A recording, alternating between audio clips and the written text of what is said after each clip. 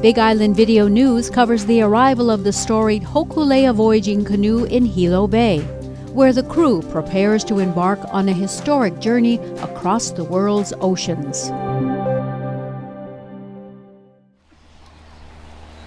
Ava, made from the roots of a plant, has sedative and anesthesic properties. It's often used amongst leaders during special spiritual ceremonies, like the one held at Palikai in Keaukaha before the launch of the worldwide voyage of the Hōkūleʻa canoe. The gathering was a who's who of modern wayfinding legends. After the ceremony, navigator and president of the Polynesian Voyaging Society, Nainoa Thompson, introduced the master wayfinders and also the remaining crew members of the Hōkūleʻa's maiden voyage to Tahiti in 1976. This voyage is not about me, it's about many thousand people. Can we have the pool navigators come forward, please? Can we have Billy Richards with Ohanava, please come forward?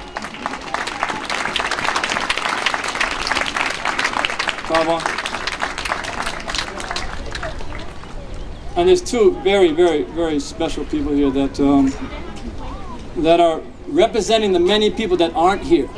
And there's two individuals that aren't here physically, but they are in the body of their family.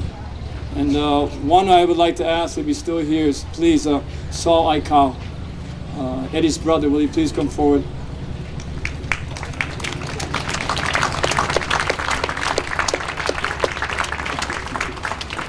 And Thomas, will you please come forward? Thomas is Mau Piedric's nephew.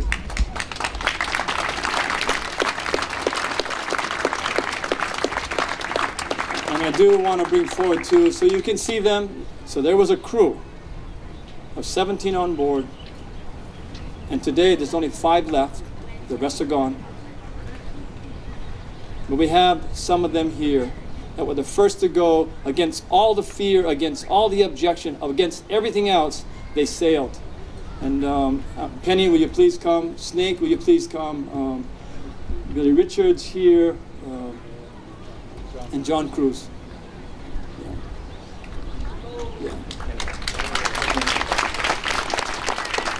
Earlier that week, during a dimly lit slide presentation at the Imiloa Astronomy Center, Thompson spoke about how the history of Hawaii's first voyaging visitors remains shrouded in mystery. When the first people to come here, and we're guessing, because we forgot, it was about 2,000 years ago. It was on a voyaging canoe. Our guesses are that it came from a place called Kaikinui. The voyage is probably about 2,400 miles, which would in its time make it the most extraordinary and the most accomplished feat of navigation of ocean exploration by human beings of all time. And then what's amazing about that, like if you look at Apollo, the thing about this voyaging canoe, we don't know its name.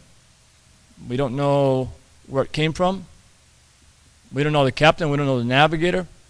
It's like forgetting Neil Armstrong. But we did. We forgot.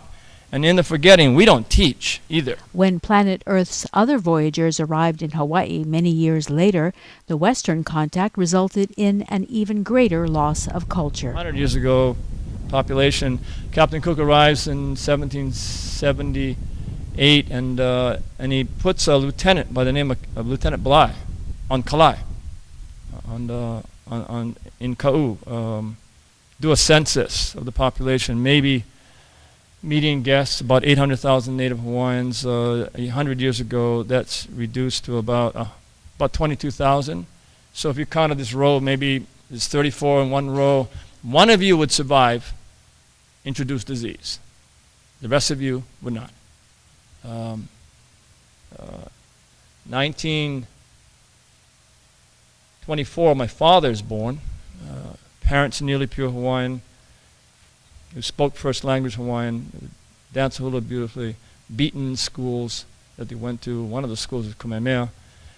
They made that decision within the family that was chronic amongst many families, that things of who you are we will not teach, and in some ways on the obvious it's because it's not useful in the larger society anymore, but rather I think my grandparents were loving people, didn't teach language and culture and genealogy, because if their children were to try to become who they were, they would get hurt. And, rough time. But that happened in many families, and 1926, public school systems by policy fundamentally outlawed all things Hawaiian. We understand those who are born in that time period before the changes that took place in the so-called Renaissance. We understand how extinction feels like.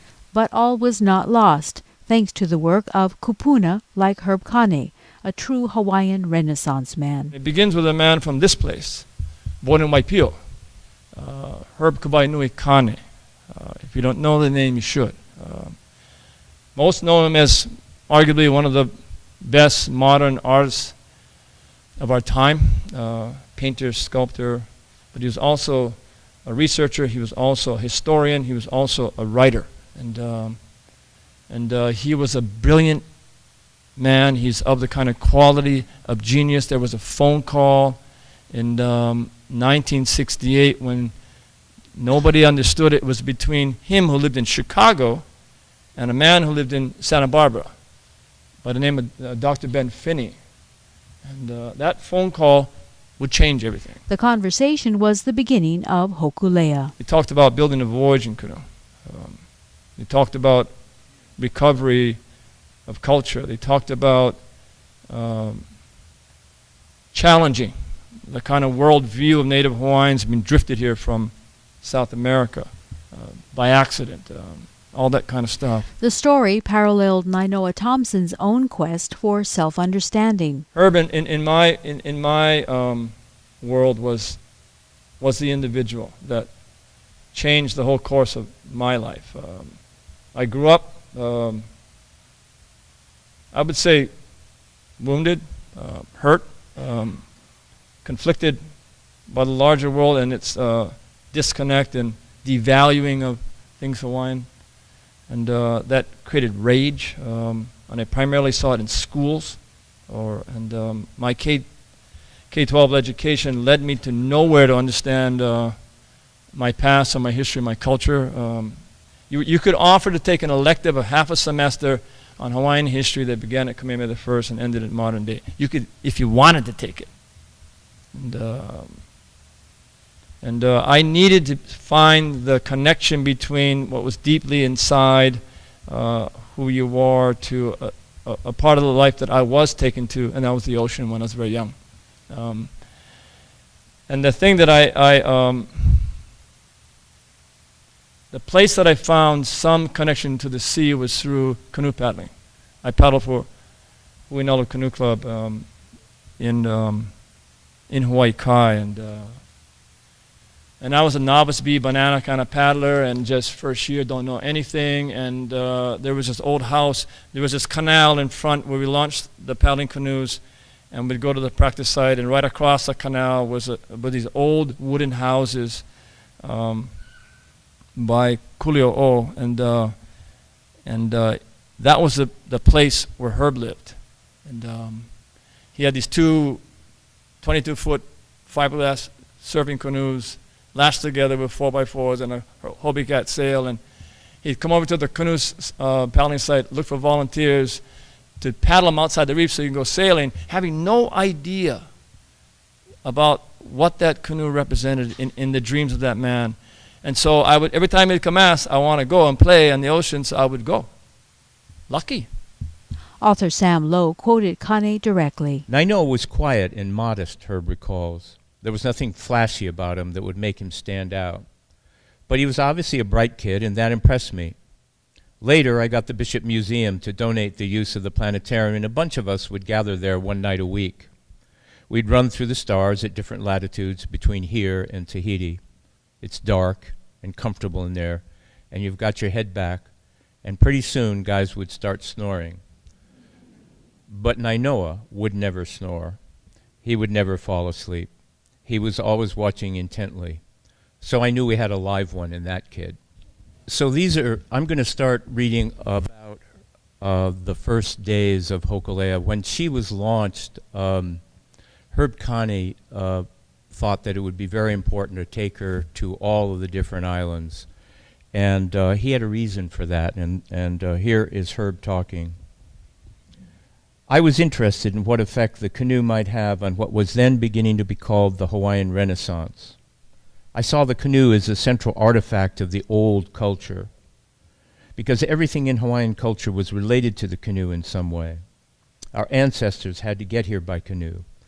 The foods that were carried on long voyages had to be prepared in certain ways. Songs and dances involved voyaging or canoes as themes.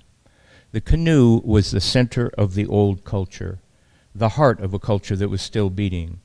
And I thought that if we could rebuild that central artifact, bring it back to life, and put it to hard use, this would send out ripples of energy and reawaken a lot of related cultural elements around it. The Hōkūleʻa will forever bear Kane's mark here on the vessel's center steering oar. These are side sweeps. If you think of a surfboard with a single skeg, these help with traction. Jenna Ishii demonstrates. This is the most important part about navigation, because if you steer correctly and on the right course, sometimes it takes 4 people to hold the canoe on course.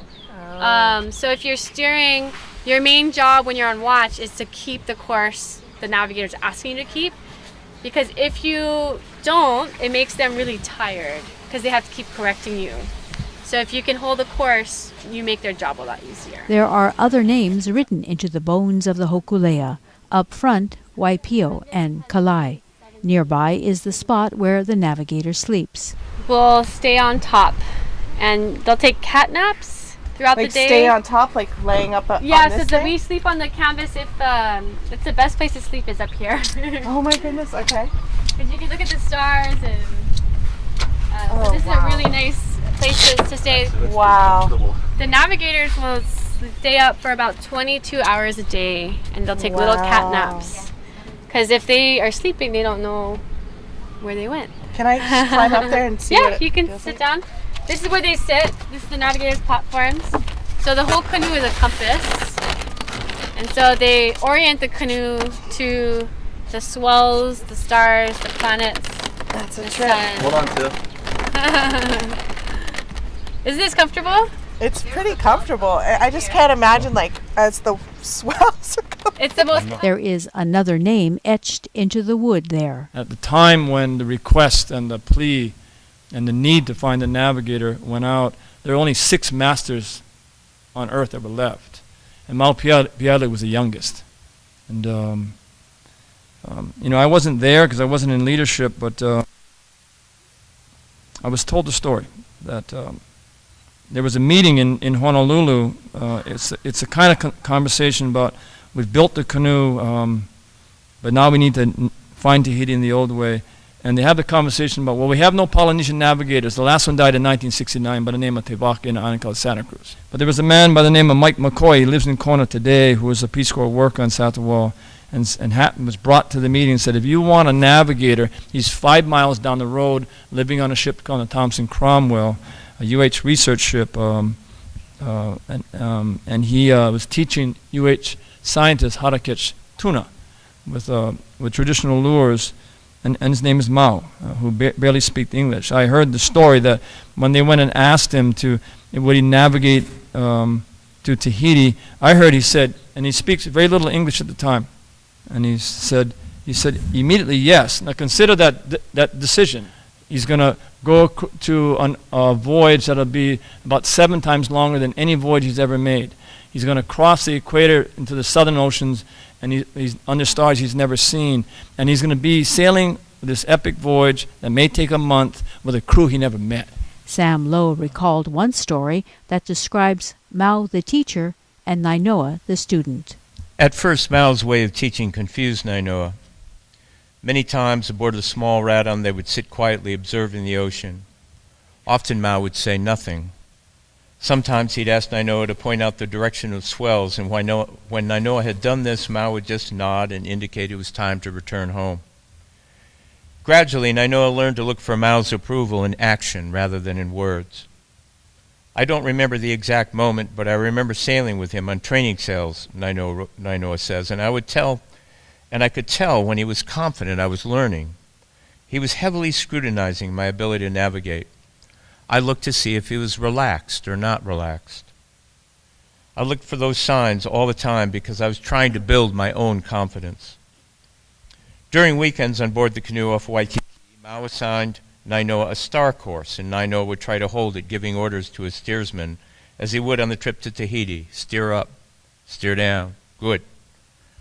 One clear evening in 1979, after a few hours of steering drill with the lights of Diamond Head a dim twinkle on the horizon, Mao announced that he was tired. Now I go to sleep, he told Nainoa. You follow the star path, Tanawalego, the rising Big Dipper. Then Mao descended from his perch on the port navigator's platform and disappeared into his puka.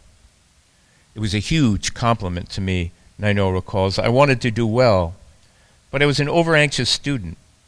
I wanted to try some different courses to feel what the wave patterns were like, how the canoe would move in the swells. I thought he wouldn't notice because he was sleeping in the hulls. Shortly after sunrise, Mao emerged from his puka. Nainoa, what star course you steer last night? He knew that I'd changed course, Nainoa recalls, and his voice sounded a little angry. When I told him, he challenged me to make sure that I knew where we went. When I wake up, I ask him, what you do last night, Nainoa recalls. Mao recalls. Then he tell me, this course, this one. Then I look. Some good, some no good. Some right, some not right. Then I told him, almost exactly, but some not too good. He actually knew each course I steered, Nainoa recalls, even though he's lying in the hulls. Somehow he can do that. You know the sound, Mao explains? The swells sound? The swells hit the canoe. The sound is not same. When I was down below, I'm hearing that. The sound of the wave is changing when the canoe goes different directions, and I know because the canoe is moving not the same. It was a lesson from the master, Nainoa says. He's telling me there's a deeper side to navigation than what I know, a learned mastery that I might never know. As the months until departure dwindled, Nainoa continued to study the swells, the stars, both on his small boat and on the canoe. He also continued to study the demeanor of his master, seeking subtle clues of affirmation. Gradually, in the ancient way of Sadawal's Palu, Mao began to spend more and more time in his puka. The second time, Nainoa steer almost okay, Mao recalls. The third time is good.